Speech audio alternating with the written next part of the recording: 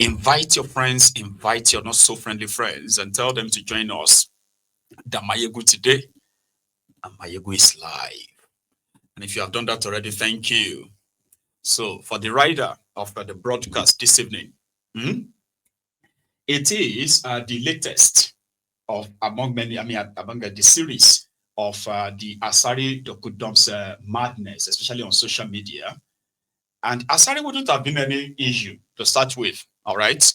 If not because he's got his own criminal connection to the same criminals in power, in which he is believed to have enjoyed some level of immunity, against all his own atrocities.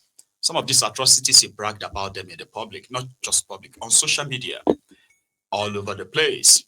So he also has his own security outfit, where, according to him, he's raking in over 6 billion naira annually from the federal government of Nigeria, apart from whether the bunkering or the amnesty money. So somehow, Asari, when he speaks, it is mostly to either threaten people or brag about the people he has, he's killed, so to say. So he's neither here nor there, right? His latest rant is that of the reaction to the genocide, the Christian genocide going on in Nigeria, as it is currently being globally discussed. And from the blues, Asari turned on the camera and he went for Reverend Dachomo. That same Reverend Father, that same man who's a member of his own church have been killed by this same Fulani terrorist, right? Not just that, members of his own family, yes, his own family members have also been killed. Now, he is not just the face that is demanding for justice for them, and at the same time, protection for the survivors, okay? So he is also a victim. But Asari, who is Asari? Asari is a guy who turned to Islam for political leverage, and it gave himself Mujahidi. Now, Mujahideen are mostly Mujahideen Asari Dokudom. And since then, it seems like he has managed to, fix himself into this conversation of the Fulani terrorist, the Boko Haram terrorist killing Nigerians and killing Christians. So that's what we're going to start from this evening. And according to Asari, Dakumo is a fraudster. Dakumo is a liar. And Dakumo will be disgraced. Meanwhile, these are the talking points of the terrorist sympathizers from the Sharia North. I have seen a lot of them on social media. So where did Asari get his own rage from? And why is he so mad that somebody is clearly advocating for an end to the killings of Nigerians, in which Christians, he is a Christian, members of his own church have been killed, members of his own community have been killed, members of his own family have been killed. So what is wrong with those who believe that, the Christians are being killed, and if the Muslims are being killed as well, the right thing is for those who are Muslims and even those who are not Muslims or Christians to stand up for those who are being killed? Why single him out for this particular hatred and target? Dakumo himself told us that he's received several threats, especially from those who are the sympathizers of the terrorist. Some said he's gaining so much attention and popularity that they consider that his advocacy is funded by those who are giving him attention. A lot have sent death threats to him, and this is the man, Reverend Dakumo, right? You know him. So what exactly would be the Asari Dokubon's rage or anger? Well, maybe you will understand them. Let's start with this, ladies and gentlemen. Dachomo, if I place cost on you, you will not last 24 hours. Well, good afternoon, depending on where you're listening to me.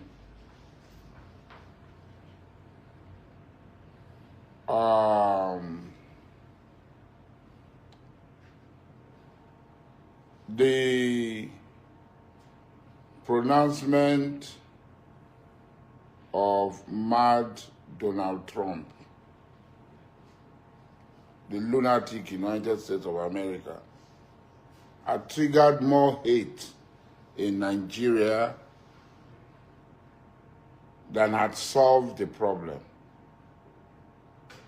I listen to many people. Sometimes I get angry because when people are deliberately lying, they're lying. And they claim that they are men of God. And I think maybe they are playing with God. They are just playing with God. Thou shalt not take the name of thy Lord thy God in vain. They are using the name of God in vain. One of such character is this fellow they call Dachomo. You are not the only person that can talk rubbish. Evangelist or Pastor Dachomo or Ezekiel Dachomo. That guy is a pathetic and pathological liar.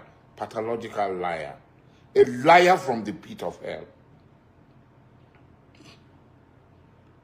Over the years, there have been rivalry in the north, except people who don't study history.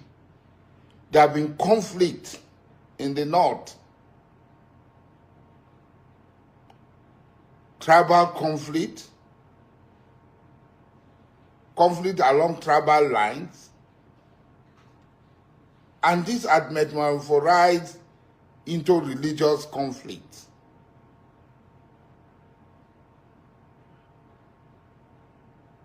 And so when they talk about Christian genocide and they bring Tinubu inside that Christian genocide, I look at it and I ask myself, are these people well?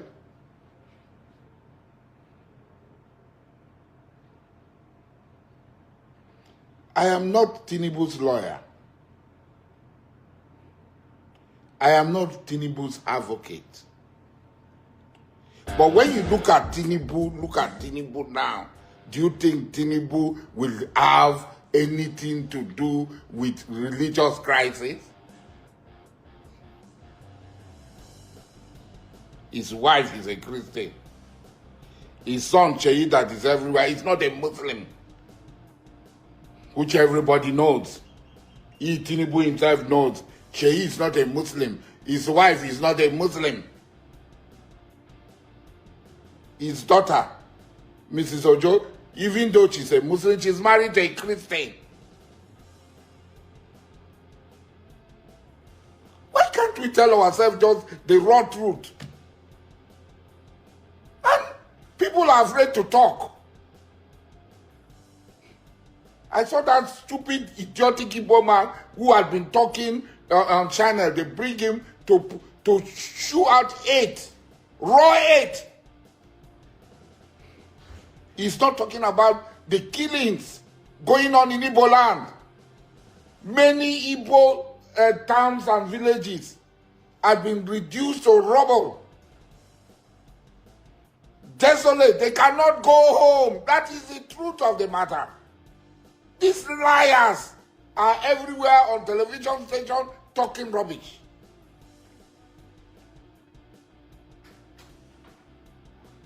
You are talking.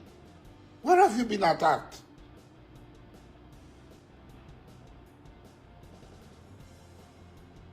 We know it. We have first-hand information about what is happening. And the government know these things.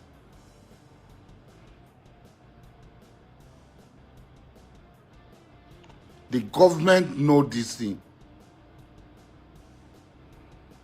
So if Birom and Hausa people are fighting, Birom and Hausa people are fighting in the north. If Birom and Hausa people are fighting in the north, how does that translate? How does that translate to Christian Muslim genocide? Do we not know how the Gom Jos was appointed? We don't know how the Gom Jos was appointed. Was he appointed because Birom hold Jos? What of the Jarawas? who are almost majority Muslims. Is it not Sadwana Sokoto, a Sokoto man, a Fulani, a Muslim, that appointed his private secretary as the first Gongwam Jos?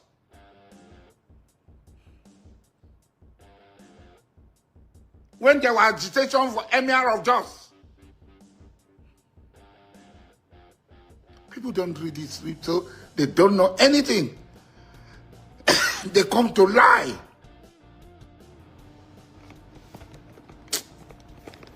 Nuisance lele. Nuisance lele. I mean, come to think of it,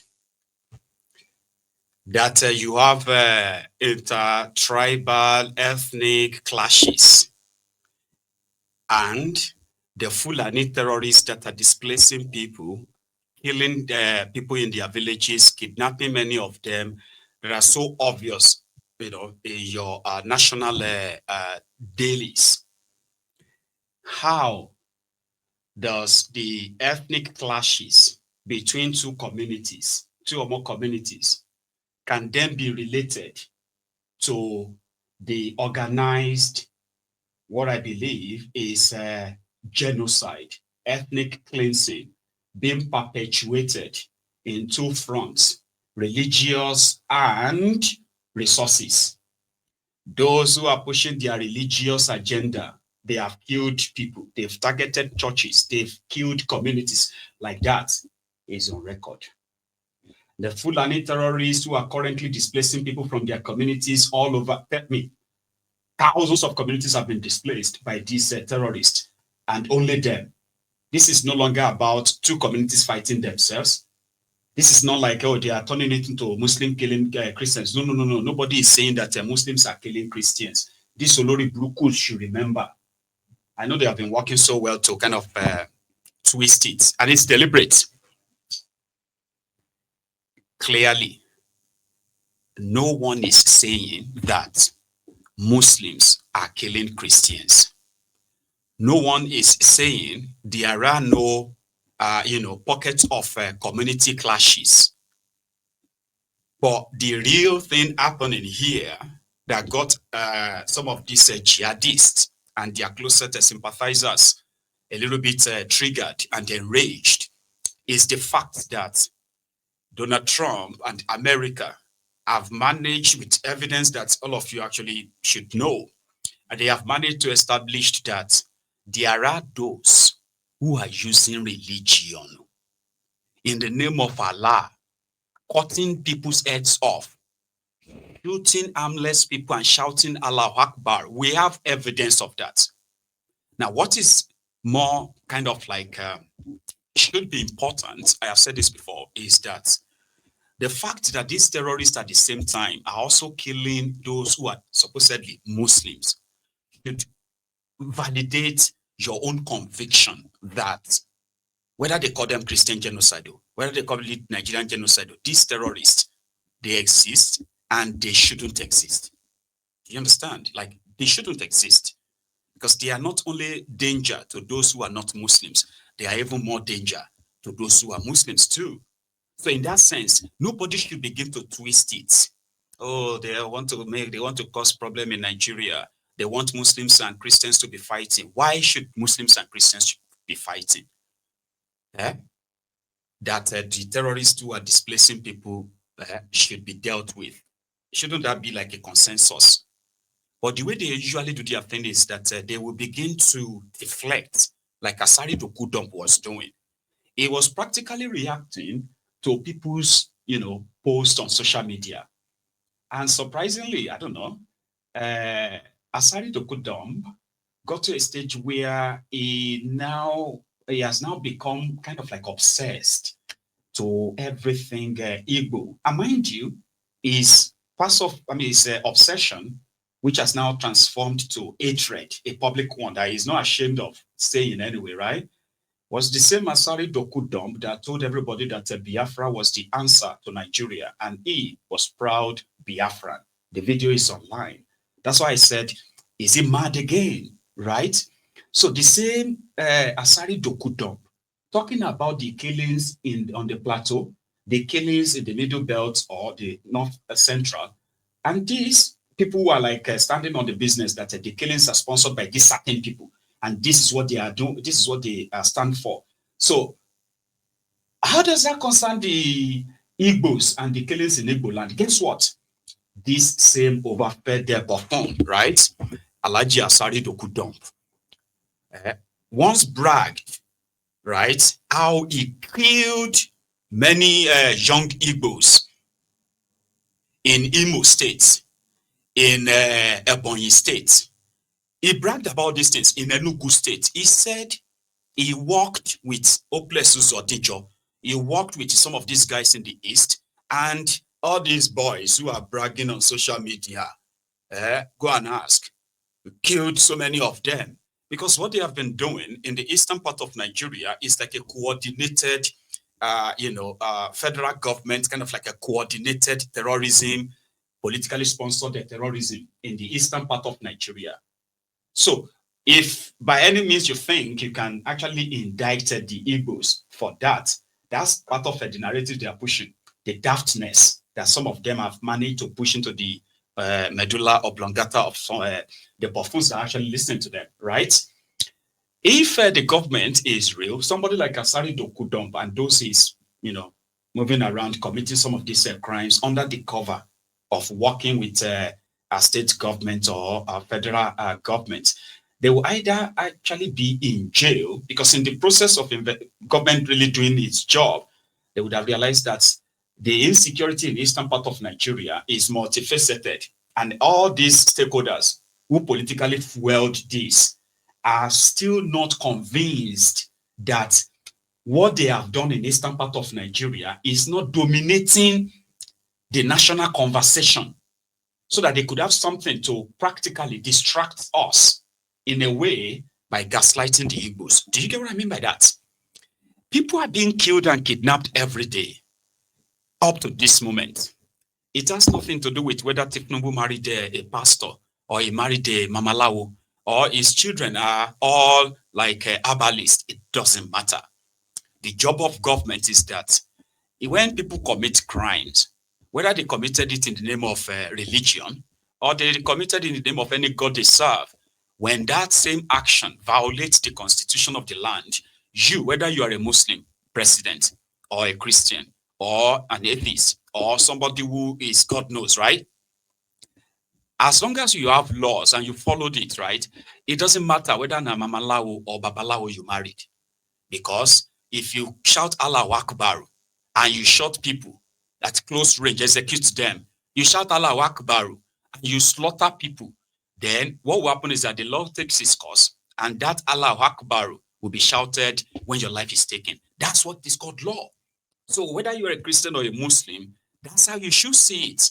Anybody who is now shielding them, excusing them and all of that, they are called enablers. They are called enablers, the closet terrorists. No deflection. But his obsession with the Igbos in this sense, which, in my own opinion, was the foundation of his rant. It was not to really talk about the killings. He didn't care about the killings. He said it will cause Dachomo. That's the part. Listen to this one. Dachomo, if I place curse on you, you will not last 24 hours. Wallahi billahi bi-iznillah. You will not last 24 hours. If I, Mujahid Dokubo, I place a curse on you, as you have been placing curse on people, 24 hours you will not last. Because you are a fake and you are a liar. There's hardly any crisis in the north that is rooted in religion. So the Hausa people, farmers that are being killed in Sokoto and in Kebbi by the so-called bandits or whatever they are called, why are Nuisance lele. Madman. The Hausa people, not that he cared about the Hausa people being killed or not. He just wanted to try and make it play down. That this man that is placing curse is not placing curse on Asari is placing curses on the killers and their protectors, that the wrath of God should come on them. He was there doing it in the public, not like anything so